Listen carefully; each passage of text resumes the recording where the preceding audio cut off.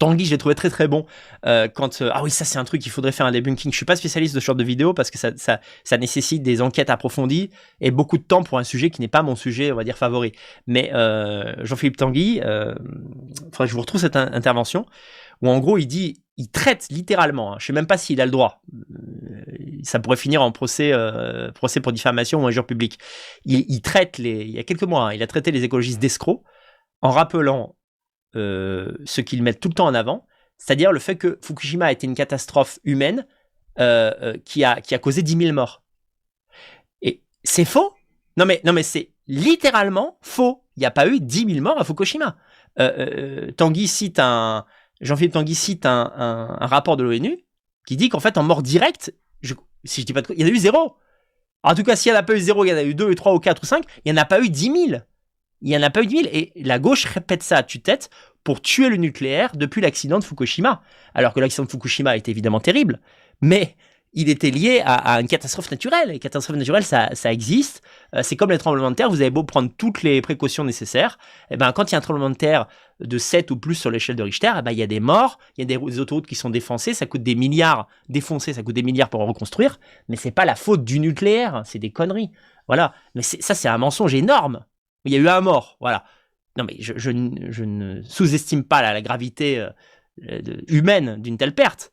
Mais déjà, c'est rien à voir avec Tchernobyl, premièrement. Et deuxièmement, d'où tu sors un tel mensonge? Comment tu peux tenir avec un mensonge aussi énorme? C'est incroyable.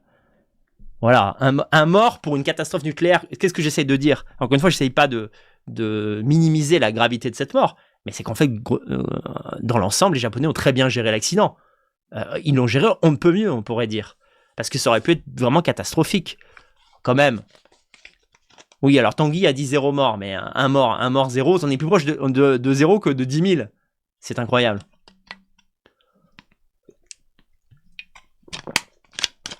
Tout à fait, Thomas Casteran nous dit, là c'était un tremblement de terre de 9 sur l'échelle de Richter, ce qui est assez rare, associé à un énorme raz-de-marée, tu veux faire quoi? C'est même miraculeux que ça n'a pas été plus grave. Voilà, c'est comme quand il y a des manifs, hein, selon la police 600 personnes, puis en réalité 60 000, voilà. Alors, quelqu'un nous dit, Greenville nous dit un truc intéressant. Il dit Elon Musk prétend que Fukushima n'arrivera plus avec les nouvelles mesures de sécurité. Bon, est-ce qu'elles sont appliquées partout? C'est ça la question. Mais en France, les centrales nucléaires, elles sont très très bien entretenues. Il y avait vraiment pas de danger. Le seul danger, éventuellement terroriste. Ah ça oui, ça en France, il faut faire gaffe. Mais c'est pas de la faute de la droite. Hein. Ah, mais moi ce qui m'énerve, c'est que pour clore un peu sur ce sujet. Et puis là, l'émission avance vite. Dans 20 minutes, il va falloir que je vous quitte pour aller sur le prochain live sur la chaîne de Lucie. Lucie et vous. Je vous remettrai le lien en fin d'émission. C'est que la droite ne récolte pas assez les lauriers qu'elle mérite. Voilà, moi, je répéterai à tue-tête que la droite avait raison. Pas seulement les individus de droite, mais dire que conceptuellement, la droite, je répète, voilà, du centre, on peut même mettre Laurent Alexandre là-dedans, même s'il troll un peu, il est quand même grosso modo plutôt, pour moi c'est quelqu'un de centre droit. Laurent Alexandre à Marine Le Pen, en passant par Marion, en passant par Zemmour, Sarek Nafo, toute la droite savait qu'il fallait miser sur le nucléaire et surtout pas sur ces putains d'éoliennes. Voilà.